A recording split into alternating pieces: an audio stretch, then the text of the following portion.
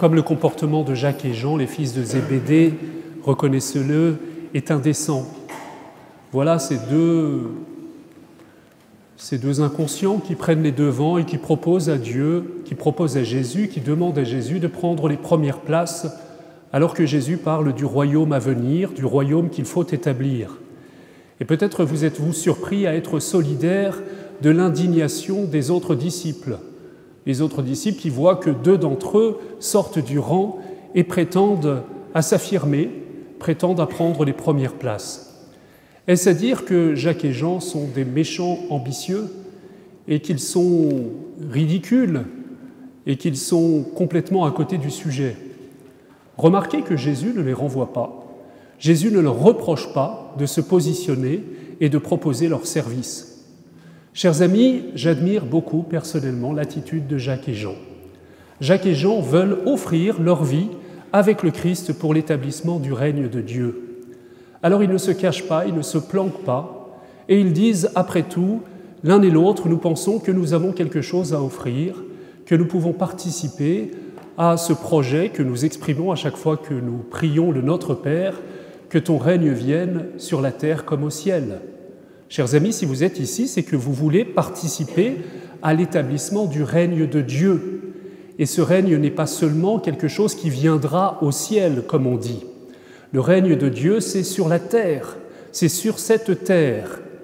La première question que vous devriez vous poser à chaque fois que vous priez le Notre Père, à chaque fois que vous appelez de vos vœux l'établissement du règne de Dieu sur terre, c'est comment puis-je participer à cette grande œuvre qui est l'œuvre par excellence, l'œuvre du Père, le règne de Dieu, ce règne de justice et d'amour, ce règne de paix, ce règne que nous allons célébrer à la fin de l'année liturgique avec la grande fête du Christ roi.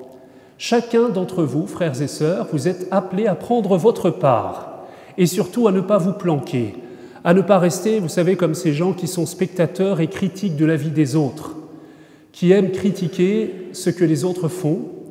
On le fait d'autant mieux, vous connaissez le dicton, l'art est difficile, la critique est aisée. Ne restez pas dans une attitude de critique, ne restez pas simplement spectateur de l'action des autres, c'est confortable, reconnaissez-le, mais vous connaissez aussi le dicton, il n'y a que ceux qui ne font rien, qui ne font pas de bêtises. Le Christ a besoin de vous, frères et sœurs, il a d'autant plus besoin de vous que vous êtes en majorité au début de votre vie active. Donc la première chose, c'est que le Seigneur attend que vous sortiez du rang. Le Seigneur attend que, comme Jacques et Jean, vous sortiez de la foule pour dire « Seigneur, nous sommes disponibles pour œuvrer au royaume de Dieu, à l'établissement de ce règne de Dieu. » Ce que je vous dis, ça a une traduction toute simple, c'est que vous devez vous engager dans la cité. Ça s'appelle la politique. La politique, ça n'est pas vulgaire. La politique, on a l'habitude de dire que c'est pour les pourris. Mais précisément, c'est peut-être pour les pourris parce que nous la leur laissons, parce que nous préférons garder les mains pures. Et vous savez, avoir les mains pures quand on n'a pas de main, comme disait Charles Péguy, eh bien c'est facile. Mais acceptons de nous engager dans la mêlée.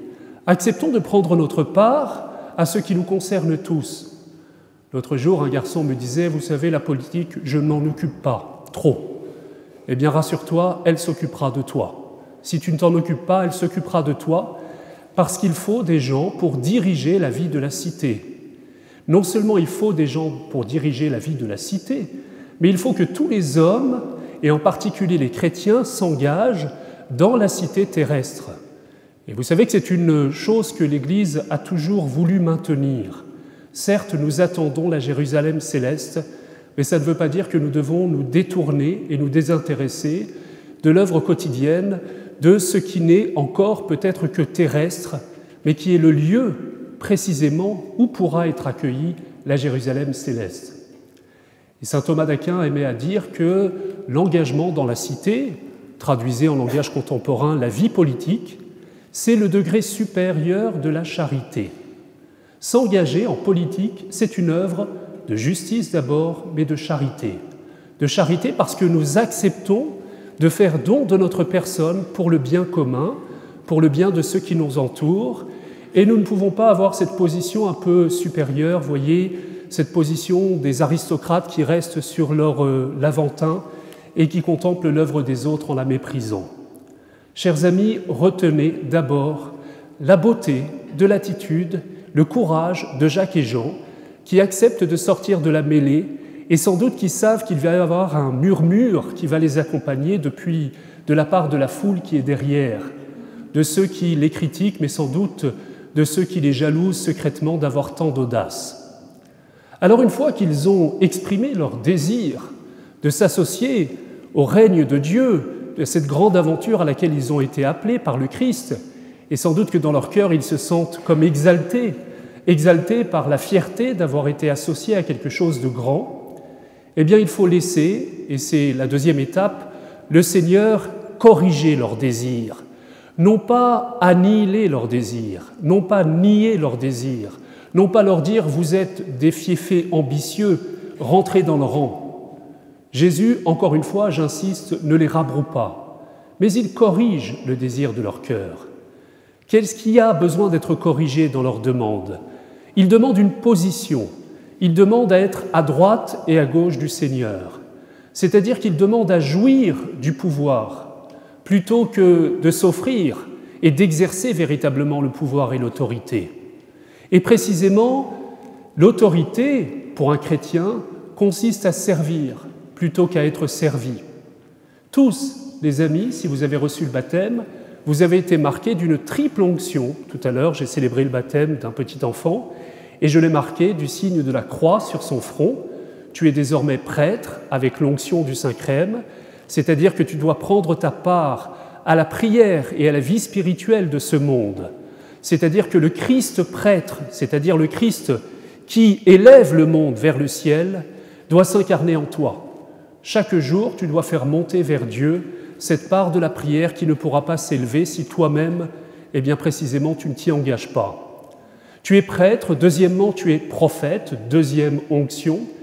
Et là, j'ai marqué le signe de la croix sur sa bouche pour que sa voix s'ouvre quand il s'agit, pour que sa bouche s'ouvre, pour que sa voix se fait entendre lorsqu'il s'agit de proclamer la vérité, de dénoncer le mal, d'annoncer le règne tel qu'il doit venir.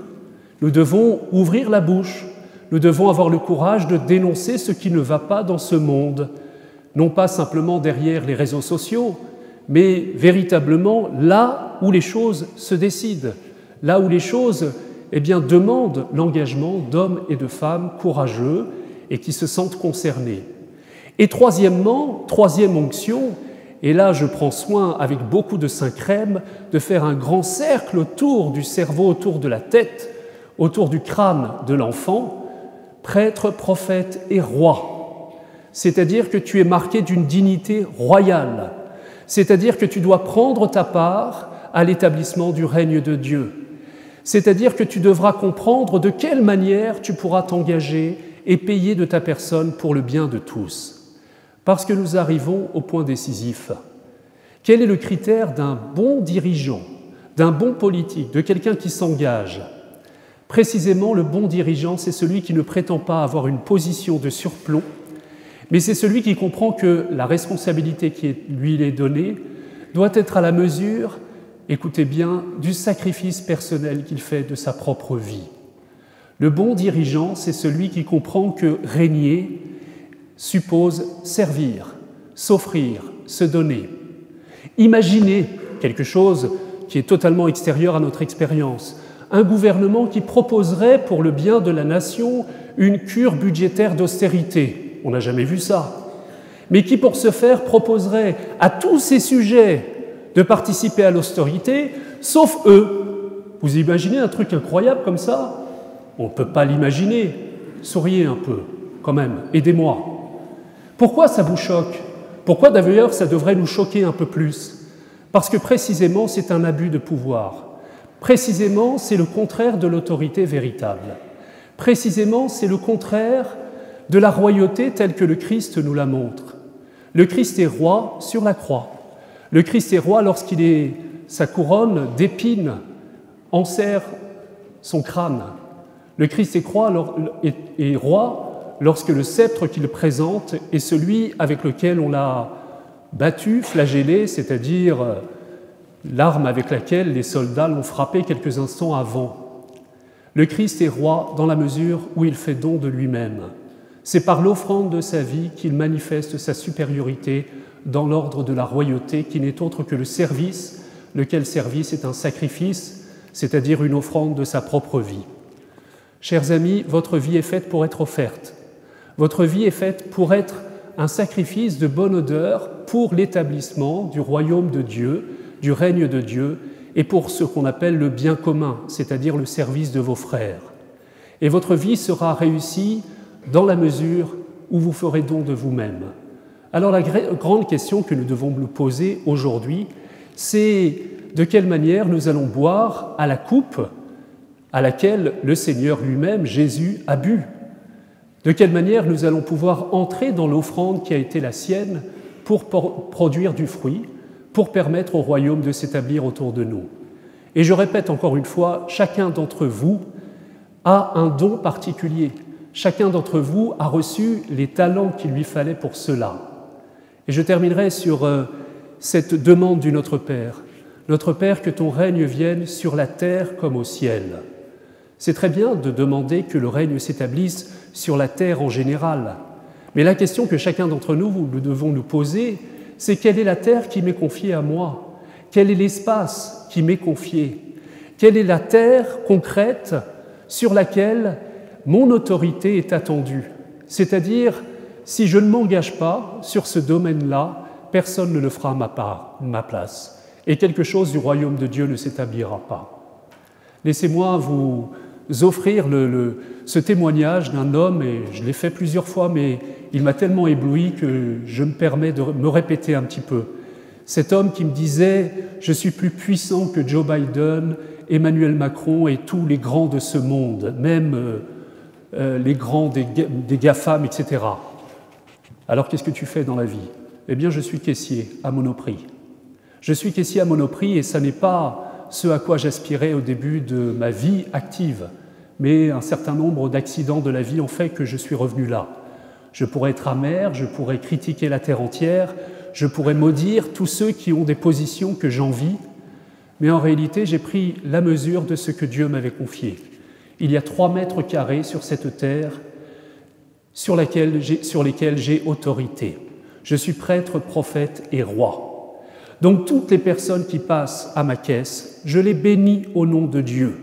Je prends autorité, je chasse toute mauvaise pensée, je leur souris même si je n'ai pas envie de le faire, c'est-à-dire que je prends autorité sur ce domaine qui n'appartient qu'à moi et sur lequel il m'appartient de faire venir ce règne d'amour, de tendresse, de force qui est le règne de l'Esprit. Eh bien, je le regardais, cet homme, et il avait une dignité royale, il y avait quelque chose de grand, il avait des étoiles dans les yeux. Je me suis dit, cet homme est bien à sa place, il est, comme on dit, the right man at the right place, parce qu'il produit du fruit là où il est. Arrêtez de vous foutre de ma gueule quand je parle en anglais. Au moins, ça vous réveille. Vous avez compris? Je ne vous appelle pas tous, je ne dis pas que le Seigneur vous appelle tous à faire le même travail que lui. Mais tous, le Seigneur vous a donné cette dignité. Tous, chacun d'entre vous, eh bien, établissez-vous fermement sur la terre que Dieu vous a confiée. Et déployez vos talents. Demandez au Seigneur de vous donner, de servir comme lui-même a servi. Et surtout, ne tombez pas dans l'amertume.